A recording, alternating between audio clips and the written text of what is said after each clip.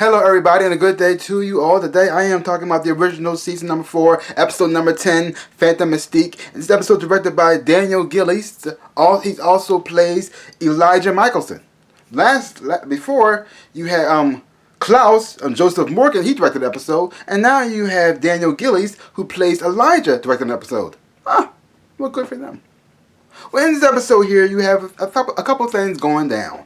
You have Freya, Hayley working together to try to help Elijah. Elijah's soul's been trapped inside of these jewels, and the jewels in this jewel was broken and separated, and so has his mind. So you got Freya, who's going to go inside this jewel and try to fix Elijah's mind. So when they get his mind back together, they can pretty much put his soul back into his body and bring him back to life. And so you got Freya and Hayley working on this. And then you have what's going on with Marcel. He wants to save his girlfriend. And so he needs that spike, the thorns that can kill the Michelsons. He needs that thorn. He needs the blood from that. So he give it to Vincent so he can take out the magic so he can pretty much help his girlfriend come back. That's what he wants to do. And then you have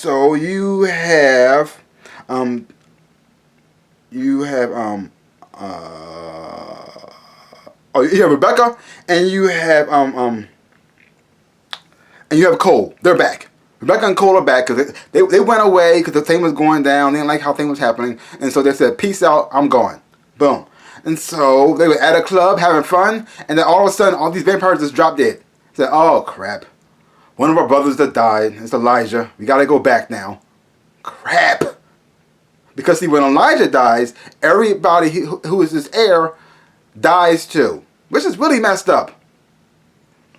Like, because they're all connected. So when he dies, they all die. That's a lot of vampires dying. Everybody's having fun in the club, and next thing everybody's just dropping dead.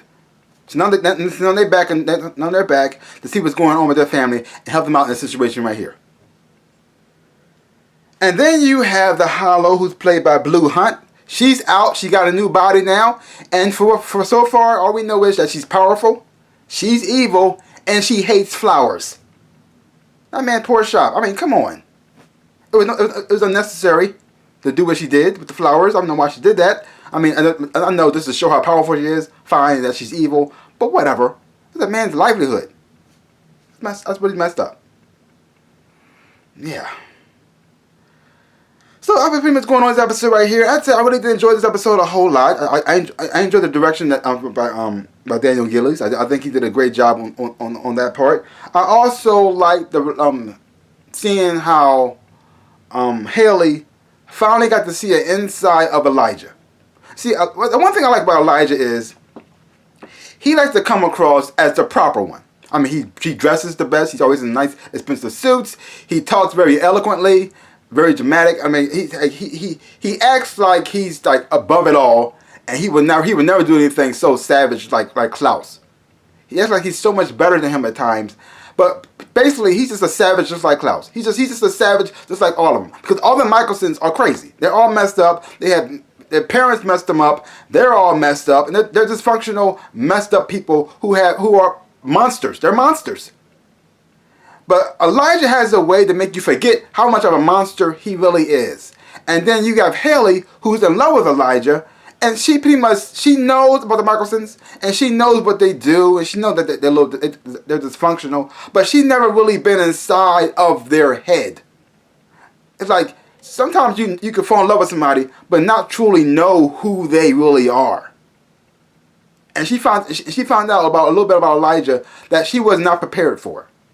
Because at first Freya went inside of the crystal to try to save Elijah, but she couldn't maintain staying inside and using her powers at the same time.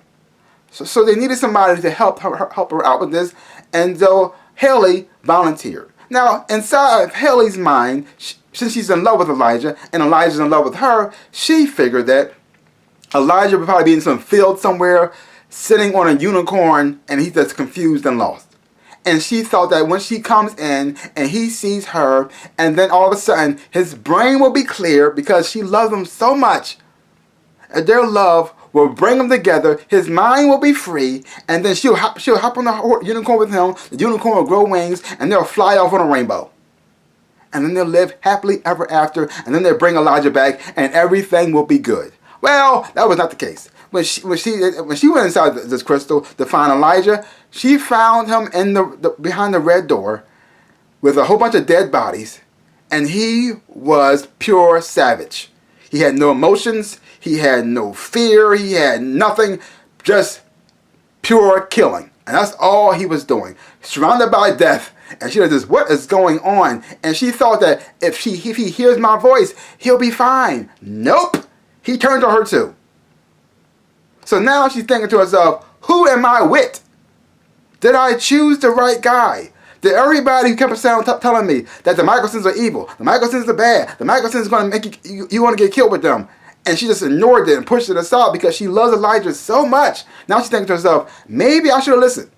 Maybe I made the wrong choice. But I can't leave now because I'm connected with the Michaelsons because I have a baby with Klaus. And if Elijah's like this, holy mother, and Klaus is pretty much open. So what is he hiding?